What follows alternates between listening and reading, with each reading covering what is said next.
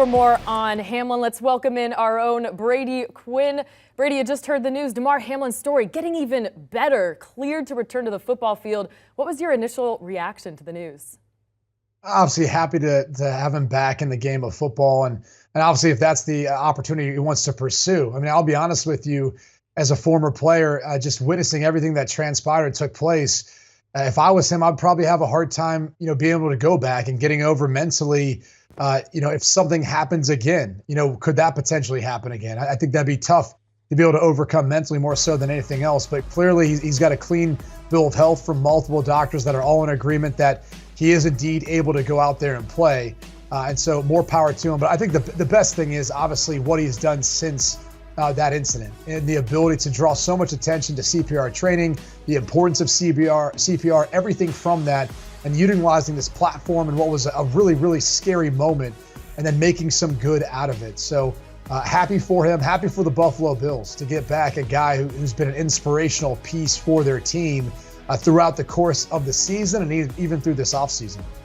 Yeah, can't say enough good things about him. Another player stealing headlines this week is Jalen Hurts becoming the highest paid player in the NFL, a 5-year deal with the Eagles, $255 million, 110 of that guaranteed. So he's secured the bag, but Lamar Jackson still looking for his. How does the Hurts contract affect Lamar in this quarterback market? Well, the interesting thing about it is if you ask Lamar Jackson, he already got a contract that was reportedly worth $133 million fully guaranteed for 3 years.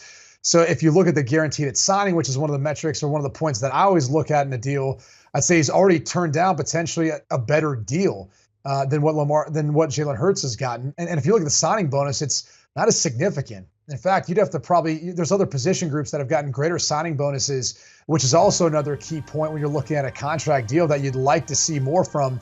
That wasn't the case with Jalen Hurts. I actually think the Lamar Jackson lack of a deal might have motivated Jalen Hurts to get a deal done where he's able to lock down a 9-figure total guarantee at signing.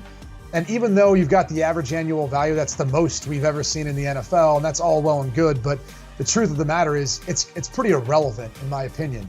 Reason being is if he plays the way I think we all think he's going the next 3 years, this contract will be redone. They'll most likely even come to him to create more cap space and it'll be restructured, or he's signing an extension with 2 or 1 year left on it. So we can look at the $255 million and say, wow, that's great. That's really more for the agent to be, peacock around and be excited about what she was able to accomplish in this case. But the reality is it's a good deal for Philadelphia and it's a good deal for Jalen Hurts. And I think he probably looked at the Lamar Jackson situation and said, I don't want things to come to that. We just went to a Super Bowl. I'm trying to get back to another one and win one. So it's a good deal all the way around. But I don't know that it impacts Lamar Jackson so much considering what we've at least seen reportedly he's been offered. Right, got to respect the way Jalen Hurts handled his business here. Now the Eagles hoping to get back to the Super Bowl. Of course, it's a little harder to sign and retain some of those key players when the quarterback is now making 30 times what he made during that playoff run. However, we know Philly already has a lot of these important guys under contract. So how does this deal impact the structure of the Eagles moving forward? At least in the short term, he's only going to have a little over a $4 million cap hit in his first year. It's really after that where the cap implications start to take a hit. And one of the things you usually see with quarterbacks, especially when you sign into this sort of deal, is a more significant signing bonus since you can spread that out over the length of the contract to reduce what those cap hits are going to be. That was not the route that Philadelphia and Howie Roseman and Jeffrey Lurie, in this case, their owner, decided to go. But look, Howie Roseman's one of the best in the business at constructing a roster, which is one of the reasons why Jalen Hurts in this deal was really needed, because they've got so many pieces already in place to compete for a Super Bowl, and he can figure out the cap figures later on. Again, Jeffrey Lurie doesn't, shy away from being able to spend money on talent to put his team in a position to win a Super Bowl. So it's not really a concern, but this contract isn't going to come into effect really as far as the cap implications until 2024. All right, let's go to the team the Eagles beat in the NFC Championship last year, the 49ers. Brock Purdy became somewhat of a cult hero for his win streak to end the year, but he says he might miss the 2023 season after elbow surgery. Next man up would be Sam Darnold or Trey Lance. So, Brady, how do you expect this to play out come training camp? Well, the hard thing for Brock Purdy is as much equity as he built up within the organization last season, he's still got to prove himself again because they've got a guy in Trey Lance that they gave up a boatload for to trade up and take in the draft at number 3 overall. And even though he's coming off of an injury and the stats and starts haven't looked quite as good, the reality is they gave up too much not to at least see what they have in Trey Lance before wanting to move on from him. And so I would say Trey Lance is probably going to be the starter in the clubhouse to start the season. I don't know that Brock Purdy is going to be ready after the surgery. The timeline is going to be pretty tight. And you're already hearing him say, like, hey, there's a potential chance that I could miss the entirety of the season, which it's still too early to really know. I think we've got to get closer to training camp and see the progress that Brock Purdy's making with his rehab before we really know what this quarterback competition would look like. But I think the signing of Sam Darnold leads you to believe that they obviously feel like they need depth and a guy who's an experienced starter and still has some upside, at least in my opinion, in a Kyle Shanahan offense. So I fully expect as Brock Purdy continues to recover from this surgery, it will be Trey Lance who gets to start to begin the season, and then we'll see where things go from there depending on Brock Purdy's health and potentially Trey Lance and how he's playing and where Sam Darnold fits into that mix. Well, from the former Mr. Relevant to the potential number 1 overall pick, Bryce Young, now the favorite to go first overall in the upcoming draft to Carolina. The betting odds flipped in his favor after the news that he has canceled his remaining pre-draft visits.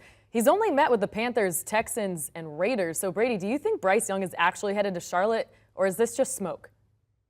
I mean, it seems like everything's pointing in that direction, so I wouldn't call it just smoke. You know, I'd like these sorts of reports to come out really next week, but, you know, clearly Bryce Young and his representation feel like they've got some assurances from, you know, either one of those top 2 teams that he's not going to go much further than that, or maybe even Vegas making a move to go get him. The reality is he's the best player at the quarterback position in this year's draft, in my opinion.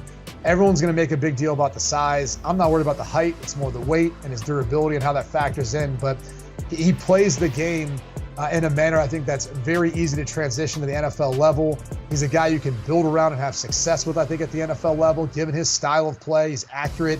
He's athletic. He's mobile. He's a quick processor, good decision maker. And I think more than anything else, his ability to throw off platform is pretty incredible. It really does remind you of some of the things that you see from some of the guys in the NFL that are succeeding right now. So I think this is big for Carolina. And I do think we have to remind ourselves this. When Joe Burrow was the number 1 overall pick with the Cincinnati Bengals, they were already providing him pieces of the playbook. There's nothing that says the Carolina Panthers can't start negotiating with Bryce Young right now. Unfortunately, for the NFL, that doesn't create much intrigue for the draft. So I don't think they'd want the Carolina Panthers to let that rumor out, but it feels like we're headed in that direction, and that really the draft starts at number 2 after Carolina takes Bryce Young number 1. All right, well, we'll get our answer soon. 10 days until the draft. Thanks, Brady. Appreciate your time. And for more news around the NFL, make sure you check out the Pick 6 podcast. In the latest episode, Katie Mox, Will Brinson, and Josh Edwards are throwing down some betting picks for the NFL draft. Listen wherever you get your pods. Do you want a sports network that delivers everything that matters about the game? The highlights, the picks, the instant analysis, no yelling, no fake debates, no politics. Hit the subscribe button and never miss a moment.